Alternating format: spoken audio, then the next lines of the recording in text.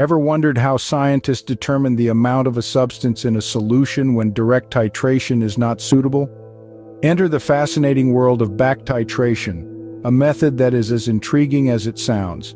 In the realm of analytical chemistry, back titration, also known as indirect titration, holds a significant place. It's a method used when the analyte, the substance being analyzed, does not react under direct titration methods. This often happens when the reaction between the analyte and the titrant is either too slow or not direct.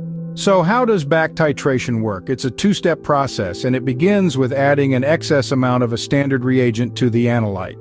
This reagent, known as the back titrant, reacts with the analyte in a known ratio. The key word here is excess. We intentionally use more back titrant than needed to ensure that it completely reacts with the analyte. Once we add the back titrant, it reacts with the analyte to form a product. Now this is where the second step comes into play. Remember the excess back titrant we added?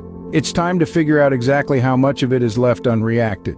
We do this by adding another reagent, known as the titrant. The titrant reacts with the leftover back titrant in a known ratio. By measuring the amount of titrant used, we can then figure out how much of the back titrant was left unreacted. From this point, it's a matter of simple arithmetic. If we know how much back titrant we started with, and we know how much was left unreacted, we can calculate how much reacted with the analyte. Since the back titrant and the analyte react in a known ratio, we can then determine the amount of analyte in our original sample.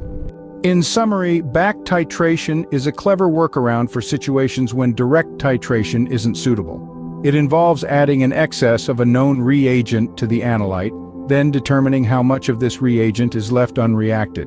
From there, we calculate how much of the reagent reacted with the analyte, allowing us to determine the analyte's amount in the original solution. Back titration is a testament to the ingenuity of chemists.